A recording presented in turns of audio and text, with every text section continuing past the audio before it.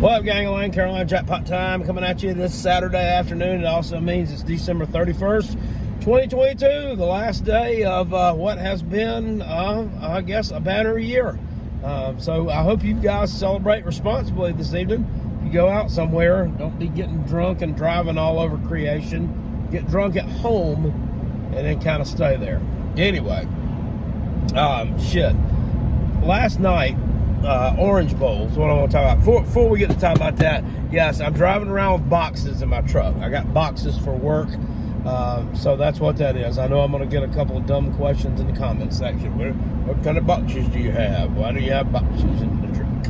So that's what they're there for. But I talked about the South Carolina Gamecocks versus Notre Dame yesterday.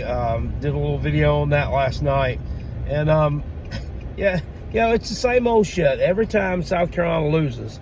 And I post a video, and I kind of give a little bit of a tirade because this was a winnable game. It was a winnable Gator Bowl. It wasn't like, I'm not going to lie to you, I low-key had a bad feeling going into it that we would go out there and just get mollywopped because we cannot stop anyone's run game. We can't stop the rush attack for anybody.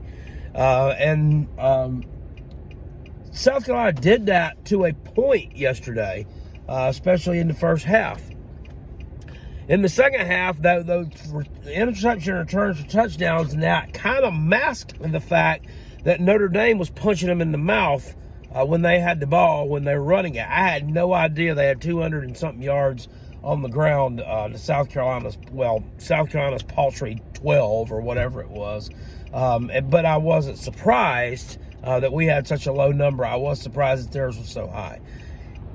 Getting away from that anyway, we've already talked about the Gamecocks. Clemson, yesterday evening rather.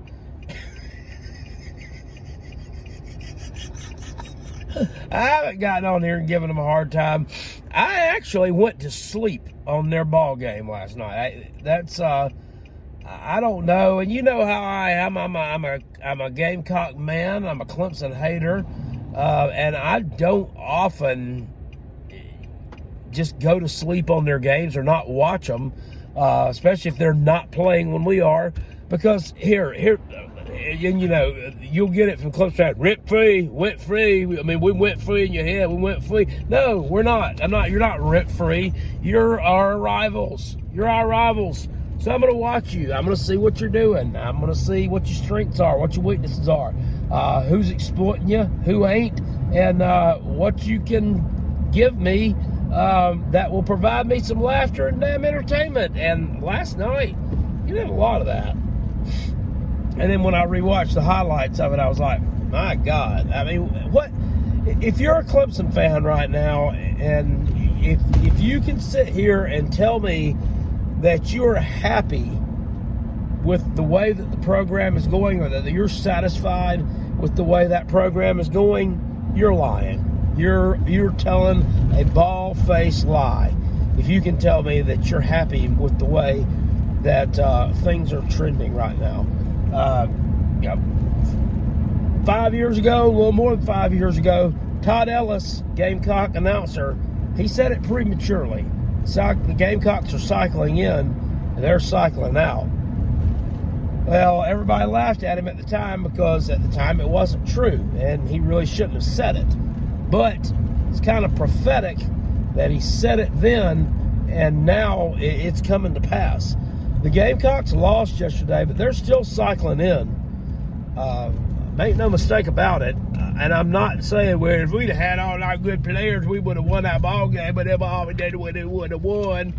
That's not what I'm telling you. However, they were at a severe disadvantage depth-wise against Notre Dame, even though Notre Dame had a few opt-outs. They didn't have what South Carolina's had. They didn't have the transfer portal attrition South Carolina's had. South Carolina still went out there, punched them in the mouth, should have won the ball game, let them come back. They didn't do it, okay? That's something that needs to be worked on down the road by South Carolina staff. But Clemson you were sitting there last night. You played Tennessee's. You played their B team. You played their C team. You played basically all second stringers or third stringers. Their wide receiver core was so damn depleted from opting out to go to the NFL. They only they had 4 people who had receptions in that game. 4 people.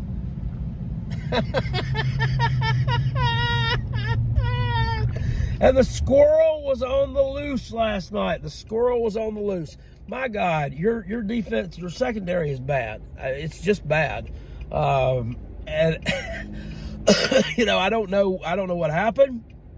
I don't know if y'all didn't go in this game prepared. I don't know if you read your press clippings and thought, well, Tennessee don't have nobody. They're not going to be able to compete. This is going to be easy. And I had a feeling that it would be easy. That I had a bad feeling that it was going to be easy and Clemson would win the game by like 3 touchdowns. But lo and behold, no. Dabo and his terrible coaching staff, I mean, they strike again. Your offensive coordinator is horrible. One can only hope that Rudy Bob, that's coming in at South Carolina, is an upgrade over this guy. Or not an upgrade over this guy. They were never matched, but he's better than this guy, this Brandon Streeter. Never should have been your offensive coordinator. I don't know if Dabo hired him. He says it's because they like to keep everything all in and all in the Clemson family and all that. I think he low-key did it so I could get a cheap hire out of him. And how's it working out for you? It's not working out good at all.